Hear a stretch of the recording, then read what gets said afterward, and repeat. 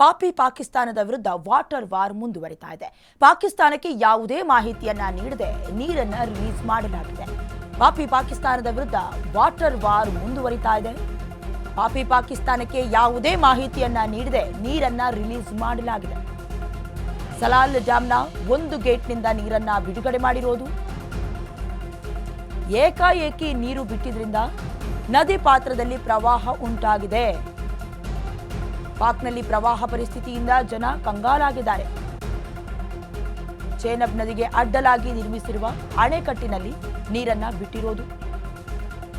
ರಿಯಾಸಿ ಬಳಿ ನಿರ್ಮಿಸಲಾಗಿರುವ ಸಲಾಲ್ ಡ್ಯಾಂ ಇದರಲ್ಲಿ ಏಕಾಏಕಿ ಯಾವುದೇ ಸುಳಿವನ್ನ ನೀಡದೆ ನೀರನ್ನ ಬಿಟ್ಟಿರೋದು. ಪಾಕಿಸ್ತಾನದ ವಿರುದ್ಧ ವಾಟರ್ ವಾರ್ ಇದೇನು ಮೊದಲಲ್ಲ. ಈ ಹಿಂದೆ ಕೂಡ ಝೀಲಂ ನದಿ ನೀರಿಗೆ ಏಕಾಏಕಿ ನೀರನ್ನ ಬಿಡಲಾಗಿತ್ತು. ಆ ನದಿಯ ಪಾತ್ರದಲ್ಲಿ ಅಂದ್ರೆ ಆ ದಡದಲ್ಲಿ ವಾಸ ಮಾಡ್ತಾ ಇದ್ದಂತಹ ಕೆಲವೊಂದಷ್ಟು ನಿವಾಸಿಗಳಿಗೆ ತೊಂದರೆ ಕೂಡ ಆಯಿತು. ಇದೀಗ ಮತ್ತೆ ಮುಂದುವರಿತಾ ಇದೆ ವಾಟರ್ ವಾರ್.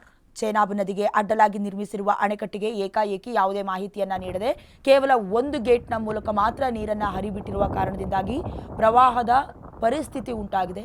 ಹೀಗಾಗಿ ಅಲ್ಲಿನ ಸುತ್ತಮುತ್ತಲಿನ ಜನರು ಯಾರಿದ್ದಾರೆ ಅಥವಾ ಆ ಒಂದು ಗಡಿಭಾಗದಲ್ಲಿ ಯಾರು ವಾಸ ಮಾಡ್ತಾ ಇದ್ದಾರೆ ಅಂಥವರಿಗೆ ಈಗ ಆತಂಕ ಎದುರಾಗಿರೋದು. ಈ ಹಿಂದೆ ಕೂಡ ಸಿಂಧೂ ನದಿ ಒಪ್ಪಂದವನ್ನ ರದ್ದು ಮಾಡಿದ ಹಿನ್ನೆಲೆಯಲ್ಲೂ ಕೂಡ 80% ಆ ನೀರನ್ನೇ ಅವಲಂಬಿಸಿದ ಪಾಪಿ ಪಾಕಿಸ್ತಾನಿಯರಿಗೆ ದೊಡ್ಡ ಹೊಡೆತವೇ ಬಿದ್ದಿತ್ತು.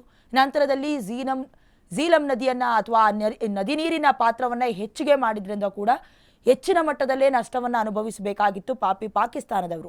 ಮುಂದುವರೆದು ಈಗ ಮತ್ತೆ ಸಲಾಲ್ ಡ್ಯಾಂನ ಒಂದು ಗೇಟ್ನಿಂದ ಮಾತ್ರ ನೀರನ್ನು ಬಿಡುಗಡೆ ಮಾಡಿರೋದ್ರಿಂದ ಪ್ರವಾಹ ಪರಿಸ್ಥಿತಿ ಎದುರಾಗಿದೆ. ಅಂದರೆ ಪಾಪಿ ಪಾಕಿಸ್ತಾನ ತನ್ನ ನರಿಬುದ್ಧಿಯನ್ನು ಪದೇ ಪದೇ ತೋರಿಸ್ತಾ ಇರೋದ್ರಿಂದ ಭಾರತವು ಕೂಡ ಶಪಥವನ್ನು ಗೈದಿದೆ. ಪ್ರತಿಕಾರವನ್ನು ತೆಗೆದುಕೊಳ್ತೀವಿ ಅನ್ನುವಂಥ ಶಪಥ.